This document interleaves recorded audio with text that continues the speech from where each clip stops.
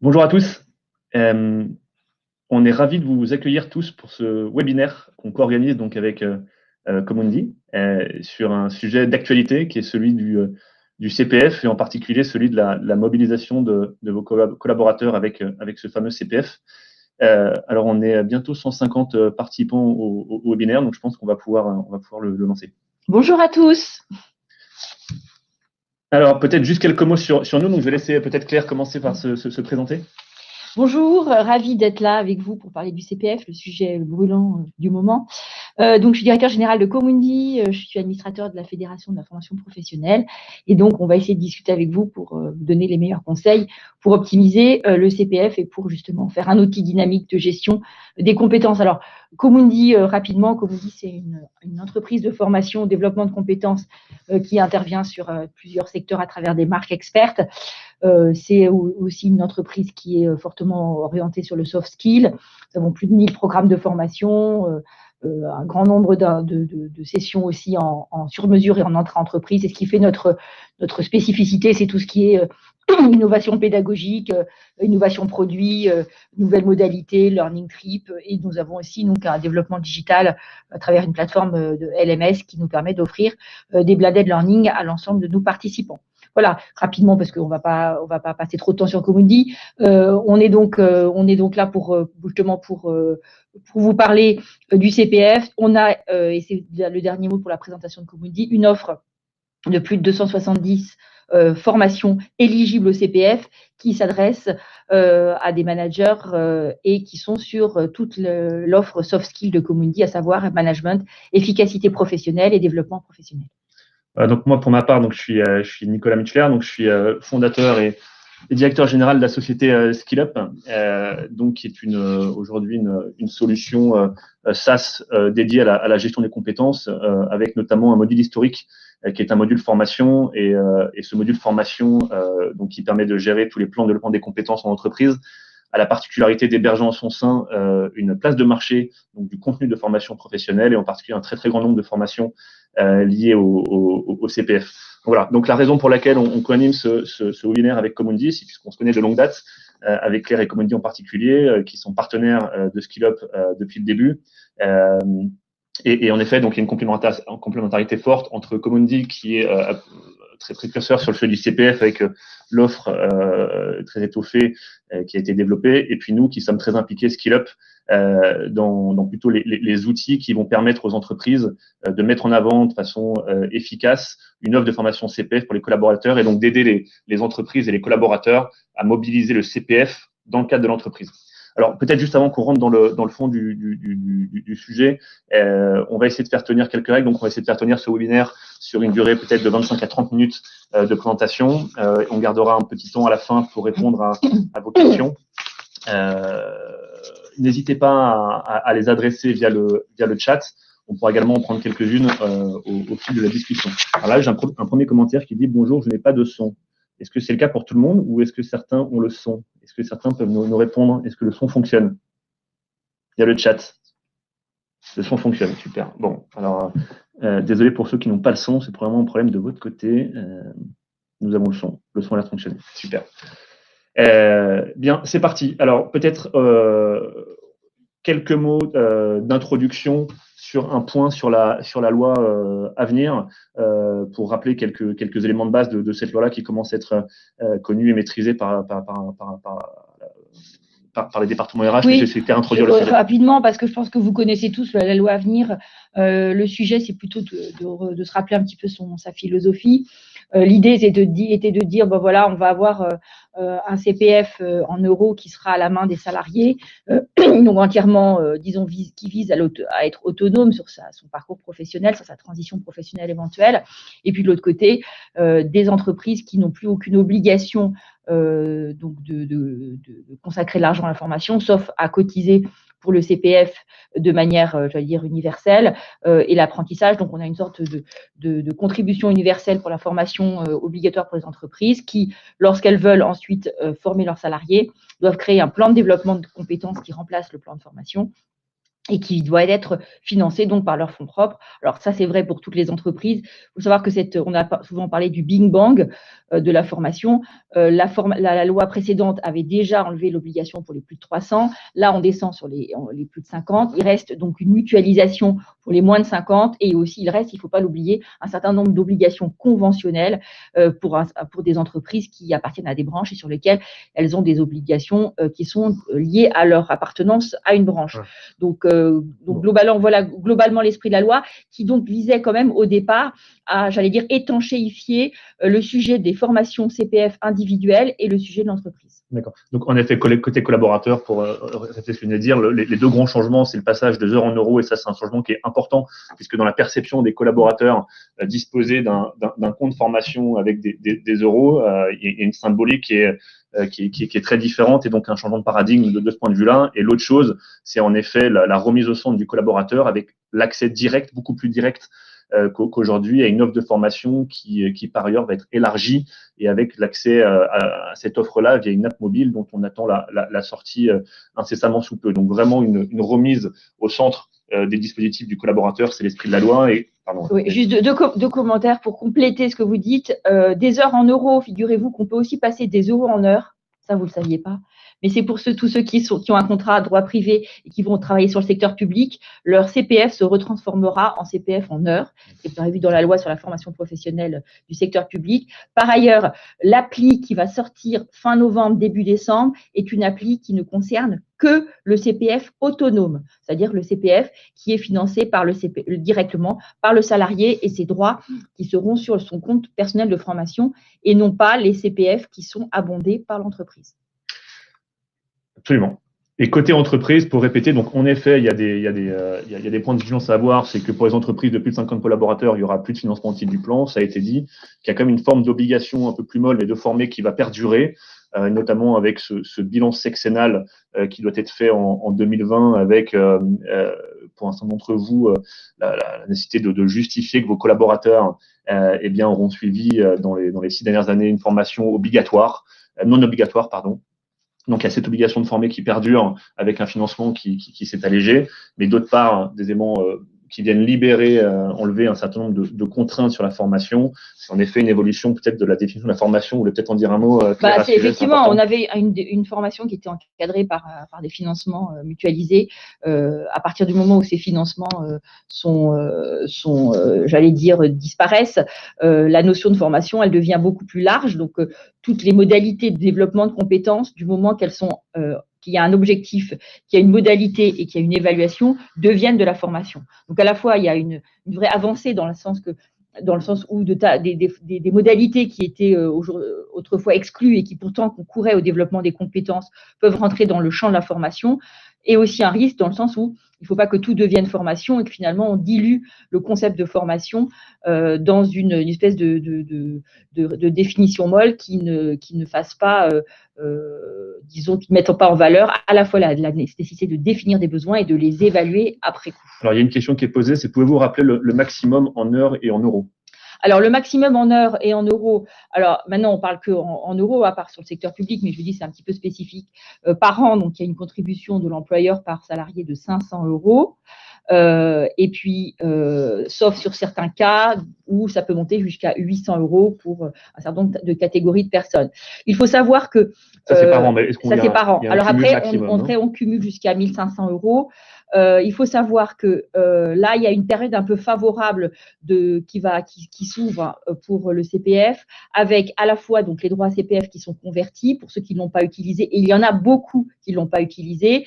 Il y a encore des abondements des OPCO jusqu'à la fin de l'année. Attention, les financements des OPCO s'arrêtent à fin novembre 2019. Et il y a aussi la possibilité et la nécessité, et je vous invite tous à le faire, de transférer vos droits à DIF non utilisés sur votre CPF. Alors, on a dit qu'ils seraient perdus à fin 2020. Ils ne seront pas perdus si vous les avez transférés. En revanche, si vous ne les avez pas transférés, ils seront perdus. Il y a un certain nombre de vous qui nous demandent si le webinaire sera accessible en replay. Ce sera le cas. Vous avez bien sûr à rester, mais il y aura le replay vous sera envoyé.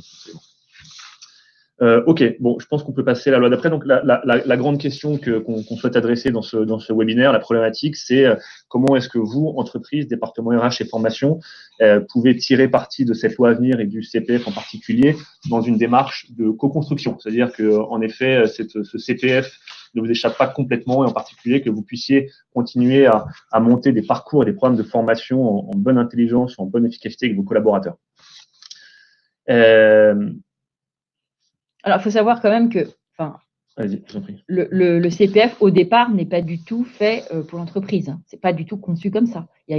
La conception initiale était une véritable étanchéité entre les systèmes. Le fait est que si le CPF, et ça c'est mon point de vue, fonctionne, ce sera grâce et avec des démarches de co-construction. Ne serait-ce que pour du CPF dit autonome, qui en réalité n'est pas franchement autonome, il faudra demander à l'employeur l'autorisation de le positionner sur le temps de travail. Donc, c'est déjà un accord de l'employeur et c'est une forme d'abondement que de donner du temps de travail. Donc, on est sur les actifs qui sont en poste, un CPF autonome utilisé uniquement sur des congés et sur des RTT paraît peut-être, en tout cas, avoir un succès limité. En revanche, un CPF intelligemment négocié avec l'entreprise où l'entreprise, à minima, peut donner du temps de travail, alors là, on peut avoir un effet beaucoup plus d'accélération. Alors, cette démarche de co-construction, donc le premier enjeu qu'on souhaitait adresser, c'est celui de la nécessité de communiquer, d'informer et convaincre. Donc ça, c'est un enjeu des départements RH auprès de leurs collaborateurs.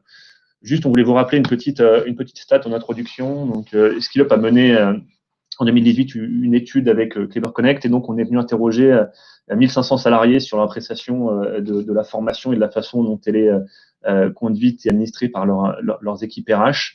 Et une stat un peu intéressante, c'est que 55% des salariés, des collaborateurs en poste, avouent se sentir mal informés des dispositifs de formation de leur entreprise. Donc ça, c'était au moment du déploiement de la loi à venir. Donc cette stat, elle est très importante et je pense qu'il va falloir trouver des solutions pour remédier à ce problème-là. Alors, communiquer, informer, convaincre. Je vais laisser peut-être Claire dire quelques mots dessus sur les bonnes pratiques. Votre stat est extrêmement intéressante parce que je pense qu'elle reflète bien la réalité. Il y a des salariés peut-être plus informés, plus mobilisés qui déjà suivent les sujets du CPF et il y en a beaucoup et la grande majorité ne sont pas au courant et ne savent pas qu'ils ont ce droit-là et ne savent surtout pas comment le mobiliser. Alors, le rôle ambigu de l'entreprise, on le déduit de ce que j'ai dit avant, c'est-à-dire que à la fois, ce n'est pas le sujet de l'entreprise, le CPF, et en même temps, c'est quand même à l'entreprise de pouvoir conseiller, éventuellement, si on lui demande son avis, éventuellement orienter, ou en tout cas informer le collaborateur qu'il a un CPF, qui peut le mobiliser et dans quelles conditions il peut le mobiliser. Donc, bien entendu, j'allais dire l'outil pivot, c'est l'entretien professionnel. Je rappelle que l'entretien professionnel, contrairement à l'entretien d'évaluation, est un entretien qui est obligatoire. On a toujours le sentiment que c'est l'entretien d'évaluation qui est obligatoire. Non, c'est l'entretien professionnel. Alors, l'entretien professionnel, il doit être mené de manière professionnelle par les managers ou par, en tout cas, une personne des RH. En tout cas, c'est à l'entreprise de voir comment elle peut le faire. Mais attention, si vous avez des collaborateurs qui ne veulent pas passer l'entretien professionnel, et ça arrive, il faut qu'ils le signifient par écrit. Donc, il faut une traçabilité. Donc, la traçabilité, elle vaut pour le fait que l'entretien a été mené ou a été refusé par le salarié. Alors, un autre élément important, c'est le rôle des managers dans les dispositifs. Donc, nous, on le voit tous les jours chez Skillup, puisque on se rend compte que il y a des process formation qui sont parfois assez imparfaits et avec des managers qui sont eux-mêmes assez mal informés sur les dispositifs en place et sur la façon dont ils peuvent accompagner leurs propres collaborateurs. Donc, je pense qu'il y a un vrai travail à faire des départements RH pour former également les managers qui, eux, sont les meilleurs relais auprès des collaborateurs. Et en effet, dans le cadre des entretiens professionnels ou des entretiens de performance. L'autre chose, c'est également le rôle des managers dans le conseil et l'accompagnement des collaborateurs sur les parcours et les contenus de formation. Souvent, les managers sont très bien placés pour savoir si un collaborateur a les potentiels, a l'appétence ou a la capacité à évoluer d'une certaine manière. Ils sont des bons conseillers, donc il faut leur faire confiance, mais il faut aussi vous les outiller pour qu'ils sachent exactement quel est leur rôle dans le dispositif. Mais c'est souvent c'est la proximité et le travail avec les collaborateurs au day-to-day qui fait la différence. Donc, il faut les outiller évidemment en termes d'information sur le sujet et puis également en termes très clairement d'outils et de process.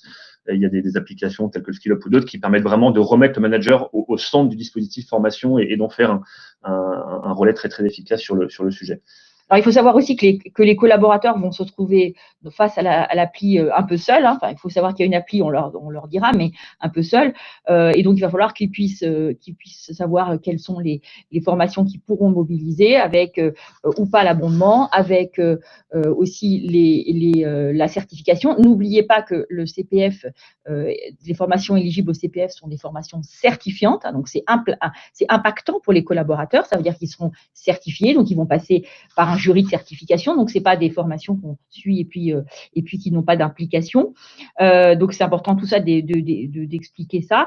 Nous, chez Comundi, on a fait un guide très, très pratique qu'on met à la disposition des entreprises pour expliquer très concrètement la manière dont les collaborateurs peuvent se saisir de leurs droits, de leur CPF, comment on peut l'utiliser, qu'est-ce qu'on met dedans, comment il est abondé. Donc, on vous invite à les télécharger, c'est complètement gratuit et vous pouvez le diffuser, voire même le personnaliser si vous le souhaitez, pour justement faire passer une information très claire, mise à jour et extrêmement pédagogique pour que tout le monde comprenne comment on utilise le CPF. Alors, un dernier élément qu'on voulait adresser sur cet enjeu de bien communiquer auprès de vos collaborateurs et qui était aussi un peu relatif à cette stade de 55% des collaborateurs qui se sentent mal informés, c'est souvent une question de process.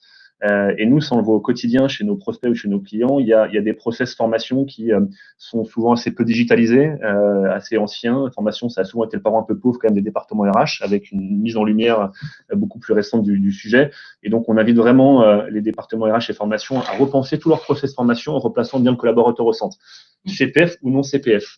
Peut-être juste quelque chose qui vient illustrer ce propos-là. Là, vous avez sous les yeux ce qu'on voit très souvent, nous, comme un process assez classique dans les entreprises pour construire un plan de développement des compétences, qui est une logique assez descendante et qui est, à notre sens, pas tout à fait dans le sens d'une logique de co-construction, en particulier quand on parle de CPF. Cette logique descendante, c'est quoi? C'est en effet, je vais faire un recueil des besoins assez vague une fois par an, sur la base qu'on va faire valider, où on va créer un plan, on va choisir des sessions, à faire des inscriptions, mais dans un process qui est très morcelé, très diffus, qui peut durer plusieurs mois, tant et si bien qu'entre une expression de besoin formulée entre un manager et entre un collaborateur et son manager et la réalisation d'une formation, il peut se passer parfois jusqu'à 1 an. Et cette logique descendante, longue et morcelée, commence à être un tout petit peu archaïque par rapport aux attentes des collaborateurs, et en particulier lorsqu'on parle de co-construction. Alors, n'oubliez pas que le CPF ne fait pas partie du plan de développement de compétences parce que c'est pas à la main de l'entreprise, sauf à ce qu'il y ait des logiques de co-construction ou d'abondement. Aujourd'hui, donc, on parle plus de plan de formation, mais de plan de développement de compétences. Ça veut dire que plus que jamais, le développement de compétences est en lien direct avec les choix stratégiques de l'entreprise. Donc, cette loi renforce ce qui avait déjà été initié dans la précédente réglementation, à savoir remonter le développement de compétences au niveau stratégique des CODIR pour dire finalement de quelles compétences j'ai besoin pour pouvoir réaliser et mettre en œuvre la stratégie de l'entreprise. Et donc là, pour le coup, on est dans des logiques qui sont complètement différentes, qui sont des logiques complètement stratégiques. Et la formation, le développement de compétences est un accompagnement à court, à moyen et à long terme. Le CPF étant un des outils qu'on peut utiliser, mais encore une fois, uniquement s'il est dans une logique de co-construction. Alors, la co-construction, donc en pratique, essayons de rentrer encore un peu plus dans le concret. L'enjeu numéro 1, en effet, ce qui a été formulé, c'est de s'engager dans une logique win-win entre le collaborateur et son entreprise. Peut-être juste une stat à nouveau pour introduire cette section-là. Il faut bien savoir que aujourd'hui, vous allez être en concurrence avec la future application CPF dont on a parlé. Stat intéressante, 60% des entreprises proposent un catalogue de formation à leurs collaborateurs pour orienter les parcours en fonction des besoins stratégiques de l'entreprise. Et 85% de ces mêmes entreprises estiment que ces catalogues ont besoin d'être améliorés, repensés. Et je pense que ce chiffre-là aurait tendance à augmenter lorsqu'en effet on va mettre dans les mains des collaborateurs une application vraiment très B2C avec un accès direct à l'offre de formation.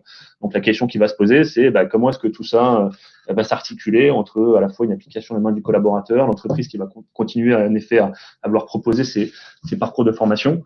Donc nous, sur ce sujet, eh bien, on vous invite à nouveau à réfléchir à vos process et à vos outils pour voir comment est-ce que vous pouvez rapprocher au maximum vos outils, vos process et vos façons de communiquer de ce que le collaborateur est habitué à trouver dans sa vie de tous les jours, en particulier ce qu'il va trouver dans son application CPF, et donc avec une nécessité de transposer les codes du B2C entreprise. Et sur ce sujet-là, une piste qui nous semble intéressante, en tout cas chez SkillUp, et on peut en discuter avec Claire, mais c'est en effet celle de proposer une offre de formation à vos collaborateurs qui soit à la fois stratégiquement intéressante par rapport aux besoins de votre entreprise et à vos enjeux, et qui soit éligible au CPF, et sur lequel vous allez pouvoir proposer, si vous le souhaitez, un certain nombre d'abondements. L'idée étant, ça on est un peu au cœur de la co-construction, c'est comment est-ce que je fais la conjonction entre des sujets de formation que moi, entreprise, je suis prêt à abonder, et des besoins qui vont être ceux du collaborateur. Et l'entreprise n'ayant pas accès à cette application B2C, n'ayant pas accès au compte CPF du collaborateur, la meilleure façon de le faire, c'est de réfléchir, d'imaginer, de proposer une offre qui puisse faire ce lien, et avec derrière un certain nombre de dispositifs financiers dont on pourra reparler. Alors attention, le win-win, c'est bien le win-win. C'est-à-dire que le CPF n'est absolument pas à la main de l'entreprise. Donc l'entreprise, elle répond à des demandes d'abondement. Le win-win, c'est quoi? C'est d'un côté du collaborateur, c'est l'employabilité, et de l'autre côté, l'entreprise, c'est la compétitivité. Donc si vous avez un projet de développement de compétences qui à la fois permet de répondre aux besoins de développement de l'employabilité de vos collaborateurs, et que ça correspond à leur propre projet professionnel, et de l'autre côté, que vous avez besoin de faire monter en compétence une strate de population sur ou tel sujet, à ce moment-là, on peut être dans une logique de co-construction. Il ne s'agit pas non plus de dévoyer le système et de dire on va aller proposer du CPF aux collaborateurs, parce que ce n'est pas comme ça que ça marche. Après, le collaborateur, il va effectivement se retrouver, et vous le disiez, devant une logique d'appli qui change un petit peu des modes traditionnels en fait de communication. Je mets un bémol aussi parce que globalement, la plupart des entreprises de formation aujourd'hui travaillent ont des offres e-business qui sont en ligne, et donc ils ont déjà l'habitude de ça. Je pense aussi que seul face à cette appli, un certain nombre de collaborateurs pourraient se retrouver un peu perdus, ne pas avoir ce réflexe et pas se sentir, parce que l'offre est quand même pléthorique. En tout cas, aujourd'hui, il y a énormément de titres, 14 000 titres inscrits au RNCP, donc ça veut dire que c'est un petit peu compliqué de s'y retrouver. Il va falloir que aussi on accompagne, mais à la demande du collaborateur, pour pouvoir s'y retrouver dans cette offre, et que cela puisse correspondre avec le projet professionnel du collaborateur. Alors là, du coup, on a commencé à adresser en effet la question de la co-construction des parcours. Donc là, c'est pour le coup vraiment un dossier de prédilection. Donc, alors effectivement, nous on pense que c'est un sujet. Enfin, on pense que le CPF pourra fonctionner pourra bien fonctionner si effectivement il y a co-construction. Attention aux formations qui sont concernées. Les formations éligibles au CPF, c'est des formations certifiantes, donc c'est effectivement engageant. Ça veut dire qu'il va falloir être sur des logiques d'évaluation, de compétences, de connaissances. Donc c'est pas des formations, j'allais dire basiques, qui sont suivies de manière un petit peu anodine. Donc c'est pas du tout. La question des blocs de compétences sur lesquels on va trouver des formats plus courts. On peut trouver des formats plus courts, bien sûr, mais ça n'empêche pas que derrière, il y a soit dans des logiques de certification. Ça veut dire qu'aujourd'hui, les blocs de compétences peuvent être scindés, ce qui fait qu'on peut morceler, en fait, si vous voulez, l'approche pour avoir par module, par bloc, des blocs qui peuvent être accessibles de manière, j'allais dire, dans le temps, étalés dans le temps. Donc, effectivement, ça assouplit complètement la démarche. Néanmoins, l'idée, quand même, c'est quand même de pouvoir être sur des logiques de certification. Il y a quand même un vrai changement aujourd'hui avec les listes de formation qui se sont élargies. Oui, voilà. Bien sûr, les listes de formation sont élargies, et c'est surtout ce que vous soulignez, qui est quand même le point le plus important, c'est le fait de pouvoir avoir des blocs de compétences qui sont morcelés, peuvent effectivement faciliter en fait l'accès de manière moins impliquante en termes de temps, pour que justement ce soit réparti dans le temps. Alors, on est effectivement dans une logique de certification des compétences, qui est quand même l'objectif aussi, c'est quand même, n'oubliez pas, c'est que le CPF, c'est quand même un outil d'accompagnement des transitions professionnelles. Donc, il faut aussi pouvoir montrer qu'on a acquis des compétences et certifier ces compétences. Ça accompagne quand même, et ça, je crois qu'il faut qu'on le dise, parce qu'il y a des procédures qui ont été prévues par France Compétences pour accélérer le dépôt de titres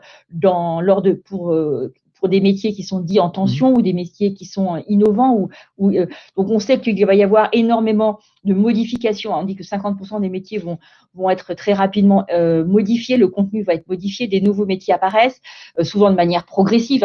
C'est souvent le cas. Donc, il va falloir on va avoir plus que jamais besoin de monter en compétences de manière régulière. Et la formation, ça va vraiment être un point où le développement de compétences indispensable pour suivre une évolution accélérée des métiers. Alors, une question intéressante là, que je vais prendre au milieu. Y a-t-il un accès prévu pour l'employeur sur cette application à venir pour les formations CPF de nos collaborateurs en cas de formation sur le temps de travail? Alors, pour le moment, l'appli n'est pas prévue pour un abondement du tout de l'employeur. Alors, sur les formations, sur l'abondement temps de travail, vous pouvez vous arranger avec votre collaborateur. À la limite, ça n'a pas besoin, vous pouvez le tracer dans votre plan de développement de compétences, mais vous n'avez pas forcément besoin d'abonder financièrement. Donc, vous pouvez utiliser l'appli autonome, ça c'est mon conseil. Mais les entreprises n'y ont pas accès. Les entreprises n'ont pas accès, mais quand on est sur un abonnement de temps de travail, puisque c'est la question qui est posée, vous pouvez utiliser, votre collaborateur peut utiliser l'appli autonome, puisque le financement mobilisera pas les financements d'entreprise.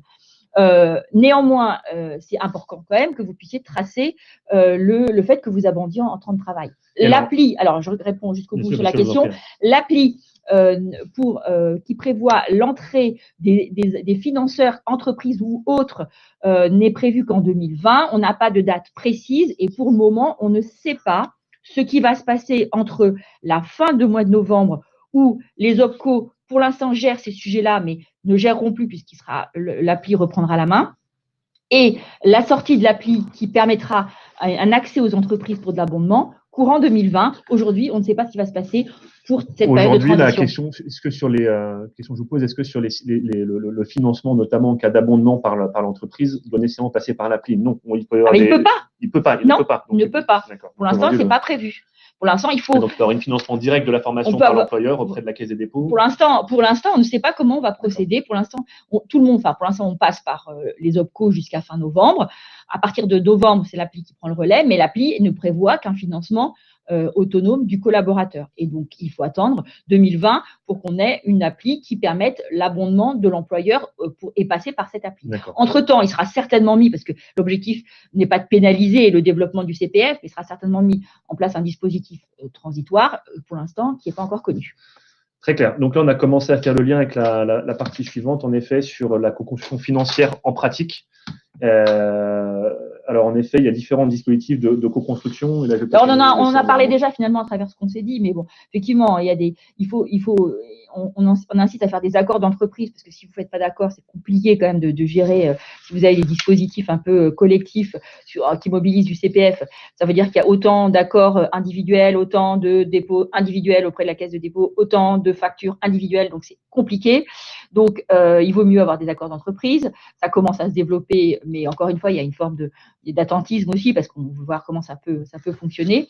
N'oubliez pas effectivement l'abondement en temps de travail. Si vous refusez l'abondement en temps de travail, ce que vous avez parfaitement le droit de faire, le collaborateur, s'il veut suivre sa formation éligible au CPF, il va falloir qu'il la fasse sur son temps libre, c'est-à-dire ses congés payés et ses RTT. Donc, l'abondement en temps de travail, on n'en parle pas beaucoup, mais pourtant, ça a une valeur. Ça a une valeur. Et puis, on peut avoir effectivement des abondements ponctuels à la demande des collaborateurs qui peuvent tout à fait intervenir en fonction de la pertinence et encore une fois, dans une logique win-win, est-ce que le projet a un sens pour le collaborateur dans le poste et dans la stratégie de l'entreprise? C'est vous qui aurez la manette pour ça. Et puis, les derniers abondements directs des comptes CPF, on est plutôt dans des abondements dits sanctions.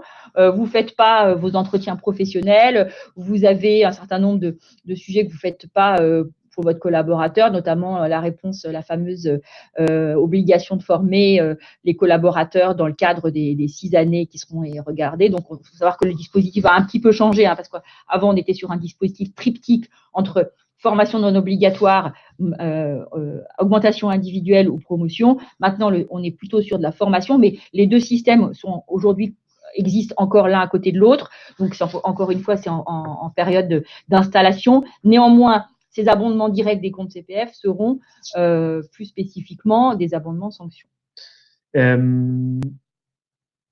Alors, est-ce que les OPCO pourront… Moi, j'ai une question là. Juste un mot sur les abondements via accord d'entreprise. Est-ce qu'on peut préciser un tout petit peu ce qu'il est possible de faire dans les accords d'entreprise? Il faut déterminer un projet dans lequel il y a un accord qui est visé par les salariés qui sont concernés. Donc on peut viser des catégories de salariés ou des catégories de formation ou des typologies. On peut, par exemple, je prends un exemple, vous avez des caissières sur des supermarchés que vous voulez faire monter en chef de rayon. Donc, il y a un accord qui peut se faire pour faire monter d'une catégorie de personnel. Donc ça, alors, il va y avoir aussi pas mal de choses qui vont se mettre au niveau des entreprises. Donc, ce sera intéressant de regarder un petit peu les modalités qui seront retenues pour faire ça. Il y a peut-être une question est-ce que les OPCO pourront continuer à abonder après janvier 2020? Non, les OPCO, ils lâchent l'affaire du CPF normalement en novembre, fin novembre. Donc, sauf à ce qu'il y ait des dispositifs transitoires qui soient mis en place, mais pour l'instant, il n'est pas prévu qu'ils continuent à abonder. Une autre question, c'est est-ce que les employés seront informés de l'existence de l'appli CPF ou est-ce que c'est l'entreprise de le faire? J'imagine les deux. Alors, moi, je vais vous dire, il y a une énorme campagne du gouvernement qui va être mise en place à partir d'octobre, qui va présenter l'appli de la Caisse des dépôts, donc la fameuse appli CPF. Donc, il y aura, j'allais dire, une communication grand public qui devrait mobiliser les salariés. Et en tout cas, j'incite quand même. Je pense que c'est aussi le rôle de l'entreprise de relayer cette information, puisqu'elle a quand même accès à l'ensemble de ces strates de population. Attention aussi à la fracture entre ceux qui sont, j'allais dire, digital natifs, voire qui sont à l'aise avec ces sujets-là et ceux qui ne le sont pas du tout. Le CPF, c'est l'affaire de tout le monde. Et aussi, c'est l'affaire de tout le monde pour que tout le monde connaisse le CPF et tout le monde puisse accéder à l'offre sans avoir de barrière, en fait, qui est liée à… Alors, on sait qui est liée à la connaissance des outils digitaux. On sait qu'il y a une étude qu'on est en train de mener qui montre qu'il y a presque 70% des salariés qui ont des connaissances digitales. Alors, on prend la totalité, bien sûr, qui sont insuffisantes. Il ne faudrait pas que aussi ça soit une barrière pour justement l'accès au CPF. C'est pour ça que nous, sur ce sujet-là, en fait, on est convaincu que l'entreprise a un vrai rôle à jouer. Il y aura l'application, c'est certain. Donc, on ne sait pas encore prédire quel va être son taux de succès, quel va être son taux d'équipement, comment elle va fonctionner. Il y a encore beaucoup d'incertitudes autour de l'application. Mais nous, la conviction qu'on a chez Skillup, en tout cas, c'est que l'entreprise, elle a un rôle très important, y compris sur l'accès à cette offre-là, de l'offre de formation. Il ne faut pas que ça reste le précaré d'une application CPF dont les contours sont encore un tout petit peu flous. Enfin, voilà, bien sûr. On attend et l'entreprise doit être mobilisée là-dessus, en particulier dans cette démarche de co-construction. Et ça pose plein de questions, notamment sur des process, sur des outils, sur la mise en avant d'offres pertinentes, toujours dans cette logique de win-win avec des éléments de réponse qui sont amenés à la fois par les organismes et puis par les fournisseurs de solutions de gestion, quoi. Alors j'ai une question là, comment faire pour récupérer son DIF? Oui, le DIF ne sera finalement… Alors vous avez peut-être entendu parler de l'ordonnance dite coquille. En fait, c'est coquille parce que ça corrige quelques coquilles qui étaient passées dans la… C'est pas une ordonnance qui est liée à quelconque autre œuf ou autre chose. C'est simplement pour corriger vous préciser. Donc, si vous ne faites rien, vous perdez vos droits à DIF, ça c'est sûr. Si vous allez sur votre compte personnel de formation et que vous récupérez, donc faites la démarche de réinscrire vos droits à DIF dans votre compte personnel de formation, vous gardez vos droits à DIF qui seront utilisables après 2020 et qui seront utilisables pour financer vos projets dans le cadre du CPF. Donc, c'est une bonne chose. Ne passez pas à côté, surtout dites à vos collaborateurs de le faire. Très clair. Il y a pas mal de questions autour de la simplification administrative et notamment dans le cadre des futurs schémas financiers. Alors, c'est peut-être encore… Alors, la simplification administrative, tout va se faire en fait sur le site, enfin l'appli. Donc, en fait, normalement, ce sera du 100% digital. Nous, ce qui nous a été présenté par le ministère du Travail, c'est de dire que donc tous les documents qui vont d'abord l'inscription des collaborateurs à une session de formation qui va les intéresser se fait en ligne. Donc en fait, le collaborateur qui est intéressé par un stage CPF, d'abord pour le choisir, il va y avoir des filtres en fonction de la région. Donc, l'idée aussi, c'est éviter de faire de proposer des formations à l'autre bout de la France. Bon, alors vous allez me dire qu'avec le digital, ça a peut-être un petit peu moins d'importance parce que vous avez aussi la possibilité de se former à distance. Néanmoins, donc il y a un certain nombre de filtres qui sont proposés et donc il va y avoir des propositions, il va y avoir des sélections de formations qui vont être visibles sur l'appli et le collaborateur, le salarié, l'actif, va pouvoir choisir et faire une demande à l'entreprise de formation et faire une demande via le site. L'entreprise va avoir 48 heures pour répondre. Alors, attention, parce que comme on est sur des logiques de certification, vous imaginez bien qu'on va avoir aussi des logiques de prérequis. Donc, il va falloir que l'entreprise de formation dialogue via l'appli ou peut-être de manière directe au téléphone, avec le collaborateur, l'actif intéressé, pour justement valider que les prérequis sont là pour que la certification ait un sens. Ensuite, il y a des documents administratifs qui seront apposés à la fois par l'entreprise de formation et par le collaborateur pour prouver qu'il a bien suivi la session de formation. Donc là, il y a un certain nombre de choses qui seront précisées dans les modalités de l'appli.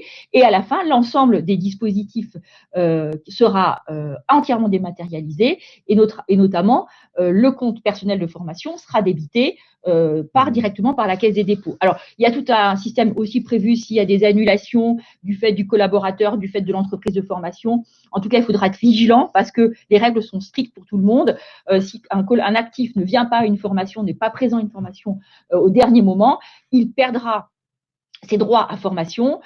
Mais par contre, s'il a lui-même, parce qu'il y aura aussi la possibilité de payer par carte bleue sur l'appli pour compléter si la formation qui est demandée n'est pas à la hauteur, enfin le montant n'est pas, le financement n'est pas à la hauteur du prix de la formation. Donc on pourra garder le montant pour le reporter sur une formation, mais par contre le compte CPF sera débité. Alors, donc il y a des précisions. Peut-être qu'on peut dire, c'est que de façon un peu générale, donc merci pour les détails un peu de la mécanique, de façon à préciser, donc bien sûr. De façon un peu générale. Vous donnez l'organisation globale, quoi. Pour les entreprises de plus de 50 collaborateurs, même hors CPF, il y a globalement des financements au titre du plan, ce qui était à l'époque le plan de formation qui disparaît. Donc ça a simplifié pas mal de choses. Et côté CPF, on s'attend également en effet quand même à une simplification assez drastique des flux. Et donc tout ça invite quoi? Ça invite en effet les équipes formation à changer un peu de posture, à changer de casquette et être beaucoup moins dans des sujets de gestion et d'optimisation de gestion administrative, mais beaucoup plus dans l'accompagnement des collaborateurs, que ce soit sur des sujets liés au plan de développement des compétences qui reste la prérogative de l'entreprise, ou que ce soit l'accompagnement du collaborateur pour mobiliser son CPF, ou des sujets de co-construction qui sont la conjonction des deux. Donc de façon un peu générale, en effet, de toute façon, là, je pense que la simplification administrative, elle est acquise on est dans un système de dérégulation. Donc on va simplifier. Moi, j'ai une question, je voudrais juste préciser et répondre à cette question qui est intéressante. C'est qu'entendez-vous par abondement en temps de travail? L'abondement en temps de travail, votre collaborateur a une formation de 3 jours qui veut faire financer par son CPF. Il n'a pas envie de poser 3 jours de congé ou 3 jours de RTT. Il va voir son employeur, il dit voilà, j'ai une formation que je finance ou qui est financée par mon CPF et qui dure de 3 jours. Est-ce que vous acceptez que je prenne ces 3 jours sur mon temps de travail? Ça veut dire que l'entreprise laisse 3 jours aux salariés pour aller se former, mais n'abonde pas financièrement pour payer cette formation. C'est de l'abondement en temps de travail, ça veut dire que ça a une valeur, c'est à la valeur de votre salarié qui n'est pas là pendant 3 jours. Voilà. Donc, ça veut dire que ça, vous pouvez tout à fait, en tant qu'entreprise, accepter ou refuser.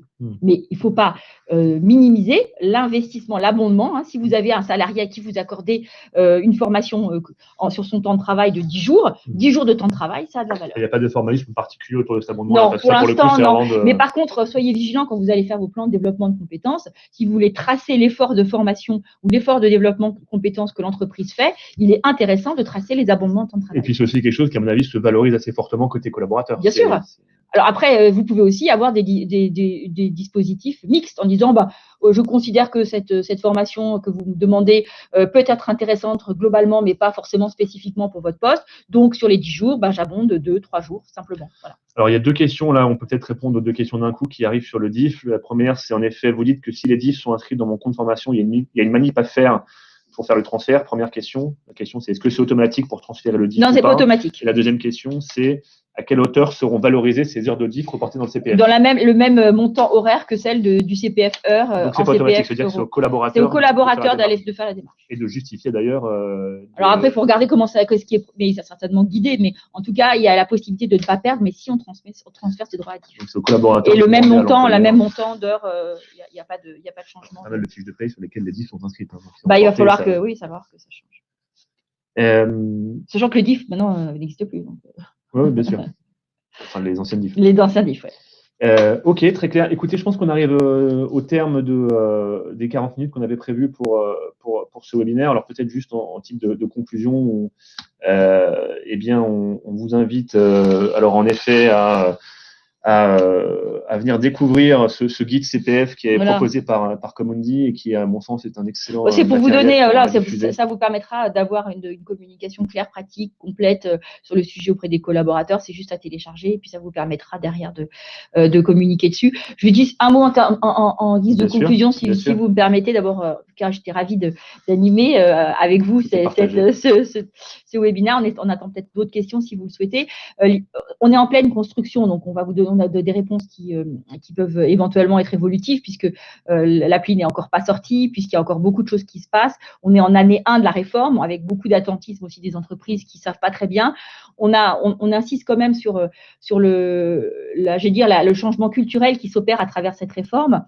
Qui fait que le plan de formation n'est plus vive le plan de développement de compétences, mais ça nécessite aussi qu'on remette le développement de compétences au cœur des stratégies d'entreprise et au cœur des stratégies RH. Et donc là, pour le coup, il y a un vrai sujet de réflexion autour de ça qui est poussé de manière très active par les évolutions très rapides des compétences.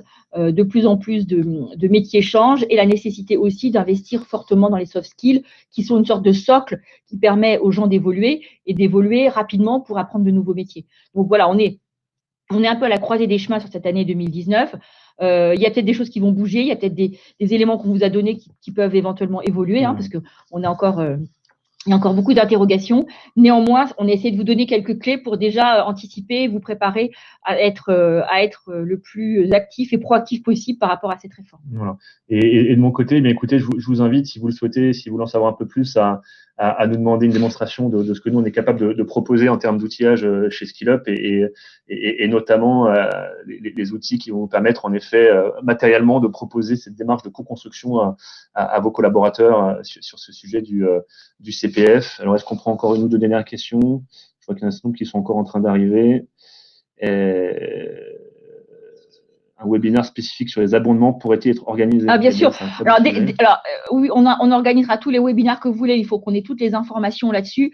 Ce qu'on pourra faire, si ça intéresse, et n'hésitez pas à nous le faire savoir, un webinaire très pratico-pratique pour comment construire un accord. Là, c'est pas du tout le moment de le faire, mais voilà, alors concrètement comment on avance, sachant qu'il faut pas l'objectif n'est pas que le CPF devienne un BIF, c'est même un BIF, c'est-à-dire que l'idée n'est pas de le réintégrer dans le plan de développement de compétences, mais d'en faire un outil de dialogue. Je pense qu'aussi, il faut le prendre en termes d'outil de dialogue social intéressant, dans une logique où la transition professionnelle, c'est l'affaire de tous. C'est l'affaire de l'entreprise, comme c'est l'affaire du collaborateur qui doit lui-même se saisir de cette opportunité-là pour prendre la main sur son parcours professionnel. Absolument. Bien, merci beaucoup Claire pour ce séminaire. Merci à tous. Vous avez été très nombreux à nous suivre, donc on en est ravis. On vous enverra à tous le replay du webinaire et puis on vous tiendra au courant des prochains sujets qu'on organisera. Édition. À très bientôt. Merci. Merci beaucoup. Au revoir.